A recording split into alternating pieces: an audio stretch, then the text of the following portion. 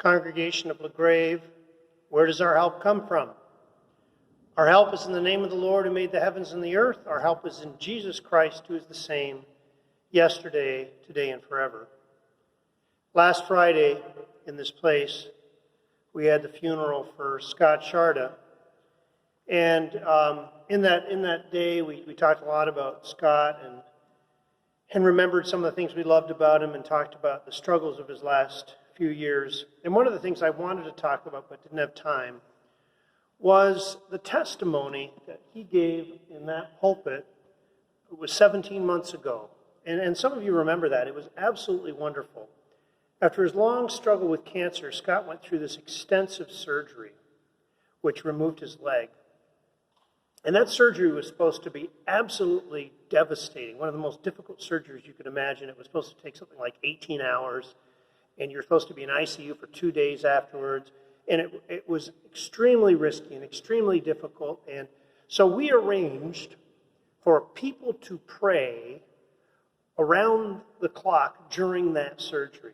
And we had something like 3 people for every half hour of the time that Scott was in surgery. So this whole church was praying fervently for Scott to recover and for Scott to have a successful surgery and to do well.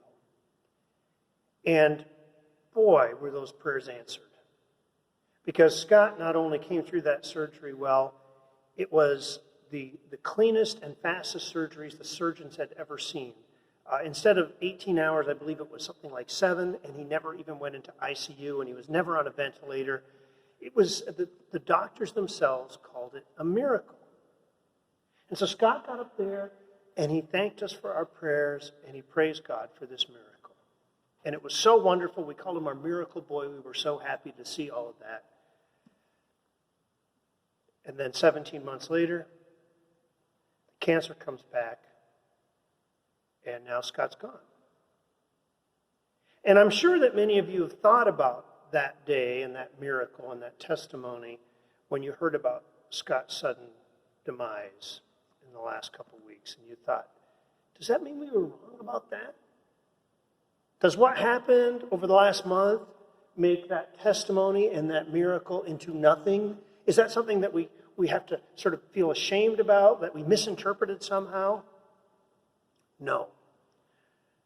I want to say that I will always, and I hope that we will always look back on what happened that day when Scott had that surgery. We will look upon that as a miracle and a time of God's grace in our lives. We don't have to feel differently about it just because Scott didn't stay around as long as we would have liked. Here, let me read this about what Jesus says about miracles, or what John says about Jesus' miracles. Jesus performed many other signs, miracles, in the presence of his disciples, which are not recorded in this book. But these are written so that you may believe that Jesus is the Messiah, the Son of God, and that by believing have not life in his name. We have to understand what a miracle is and what a miracle is for.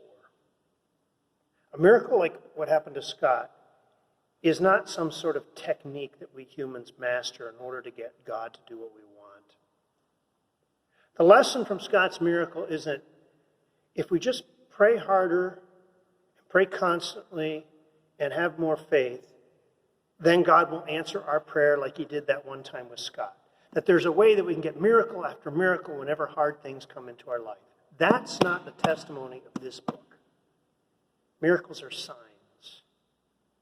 Miracles are moments when God breaks into our everyday reality and says, I am here. I know exactly what you're going through. I care deeply about your suffering, and I am stronger than that thing you are going through. And he says that not so that we'll avoid death and avoid trouble and avoid all the hard things in our life. He says it so that when the day comes and it's our turn to die or our turn to struggle, we will know that even when we don't get a miracle, he is with us, he knows what we're going through, and he loves us. Miracles are not human technique. Miracles are signs. Sometimes they help us avoid the hard things, but most of the time they're signs that God is with us and he can get us through the hard things, including death. So don't forget what Scott said up there. Don't forget that miracle. May it always be a sign and always be something that the people of LaGrave remember as we go forward and face our hard things. Now may the peace of Christ go with you wherever you may be. May he guide you through the wilderness, protect you through the storm. May he fill you with thanksgiving at the wonders he has shown you, and may he bring you home rejoicing, face to face again once more. Amen.